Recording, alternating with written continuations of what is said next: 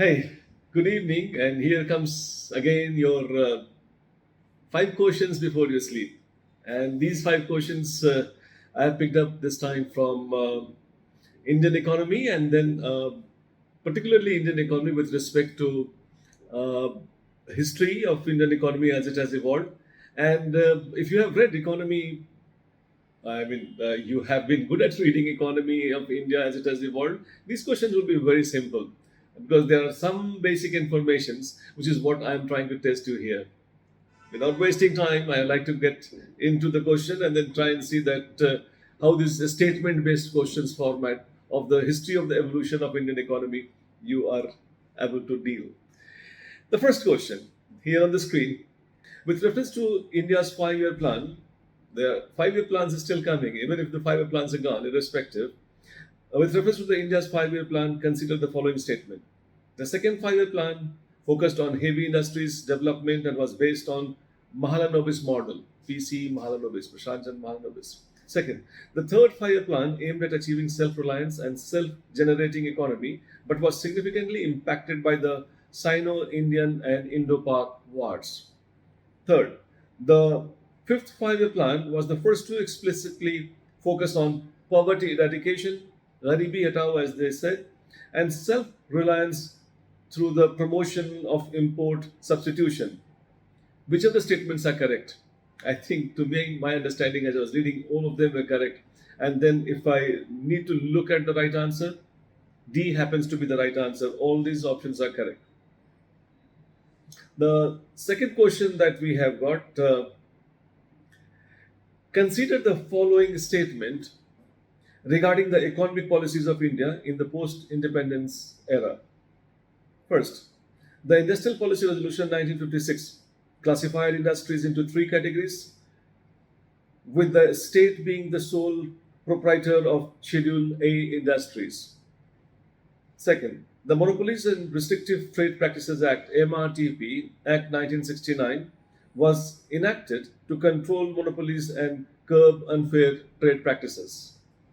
Third, the Foreign Exchange Regulation Act (FERA) 1973 was introduced to promote foreign investment and liberalize capital flow. I think that's down. Which of the statement given above is correct? First is definitely correct. Second is also correct. Third definitely is not correct because that was extremely restrictive. FERA was extremely restrictive, and FEMA that we had was little more liberalized. But then this was trying to just conserve the foreign exchange that we had in our country. Didn't want to spend. So this third statement is wrong.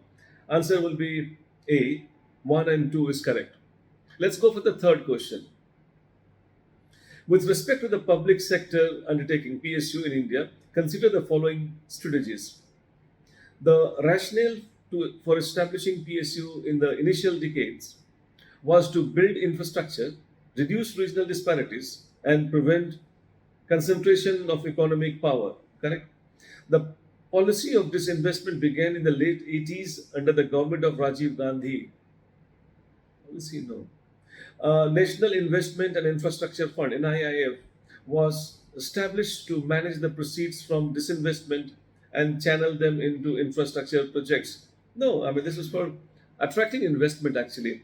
So in that case, I suppose one is right, definitely. One is right, and then two is definitely wrong. Third is also wrong. I suppose D is the right answer because 1990s that we have got 91 onwards that disinvestment policies started coming up. So I suppose I would not like to take second. Going to the fourth question. Which of the following statement is correct regarding the economic planning in India? The Planning Commission was established by an act of the Parliament. No, it was done by the government resolution. The National Development Council was the highest decision-making body on plan development. That's right. All the CMs were the members of that. Next, the five-year plans ceased to exist after 11th five-year plan. Now, the Niti Aayog formulates five-year plans for the government of India. No. I suppose I can only take up one, that is B. The answer, therefore, is only B that we can imagine. Because 5-year plans ended after 12 5 plans ceased to exist. Then Niti Aayog had come. But Niti Aayog doesn't make those 5-year plans. They don't have those format anymore operative in our country. The fifth question: the Green Revolution in India was a significant agricultural policy initiative. With reference to this, consider the following statement. It was primarily implemented during the fourth 5-year plan, focusing on high-yielding variety of wheat and rice. The Green Revolution of India was a significant agricultural policy initiative. With reference to this, consider the following statement. It was primarily implemented during the fourth 5-year plan. Now, the policy led to the significant increase in agricultural productivity, but also exacerbated regional and social disparities. Correct. The use of fertilizer, pesticide, and modern machinery were key components of the strategy. That's right. Which of the statements given are correct? Second is correct, third is correct, answer is B. Now, I suppose this is the time that we have got. I suppose I have been intimated by one of our students. What you do is that, you share these questions. If you are making mistakes in a particular question, maybe you can share it with your friend and try and see if your friend is making the same mistake.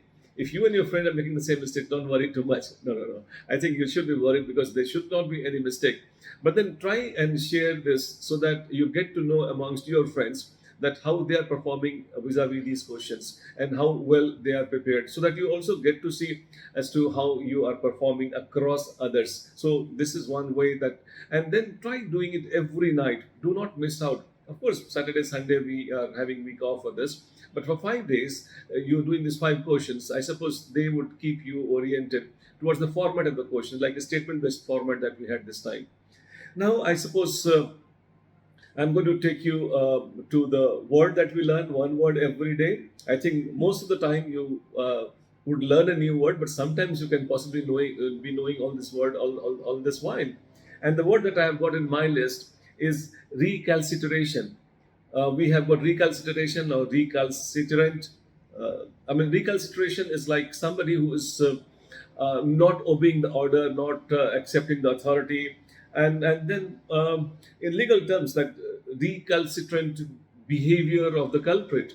It was not ready to obey the order that was given. Uh, I think you can possibly say recalcitrant mob. The mob was not accepting the command given by the people, resistant, defiant. Another word coming to my mind for this is obstinate behavior, recalcitrant behavior. So that we have got, and you can possibly write while writing in answer in public administration or administrative questions, wherever you can possibly use this recalcitrant responses in the nature which is not obeying the order, command of the one who is providing it. I suppose I would be very happy if you could possibly write a few lines about how you are feeling about this initiative. In fact, that will give me a lot of direction to proceed further on this, and then go about taking up the thing which is closer to your requirement. And I am very happy about the good messages that you have been sending me. I am really very touched by that. All the best. Good night.